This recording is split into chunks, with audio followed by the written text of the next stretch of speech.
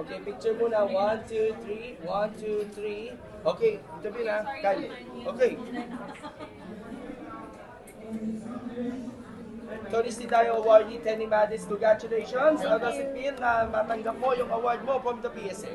Oh, super grateful and honored kasi nakasali po ako sa ganitong award and I'm super happy. Let's go back to what happened dun sa WTA. Even though hindi ka nakapasok nga dun sa mismong main draw, I mean yung succeeding rounds, ano yung realizations ninyo dahil magagamit ito sa inyong upcoming state niya as a part of Team Hawaii?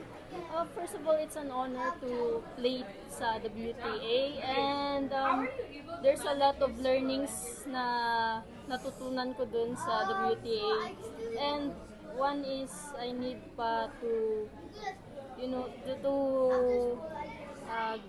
mag-improve pa yung muscles ko, yung consistency ko, and yung power ko po. And of course, what's next for you? Ano susunod na competition? Wala pa po. Wala pa, so Kyle? Tenny, hi. So, congratulations po ulit. Thank you. Sa journey mo sa next sa Hawaii is, sa ngayon, anong ginagawa mo for your preparations on that? Nagtitrain pa rin po ako sa Philippine Tennis Academy and same lang din po yung training, intensive training po parati with Coach Bobby po.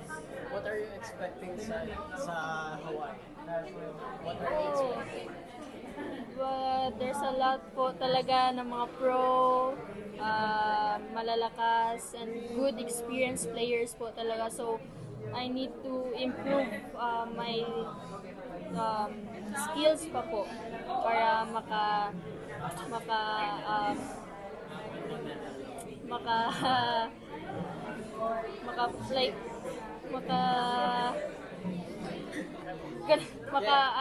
maka-compete. Yeah, I get it. Yes po. Gusto ko yung pasalamatan.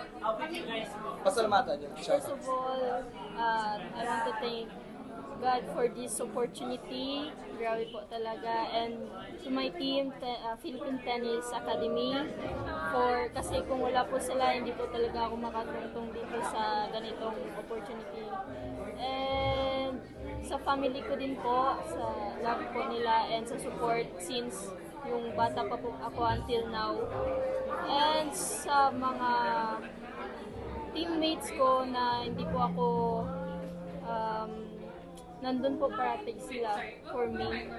And sa mga sponsors ko, Rudy Project, Technifiber, A6, and Laser Pro po.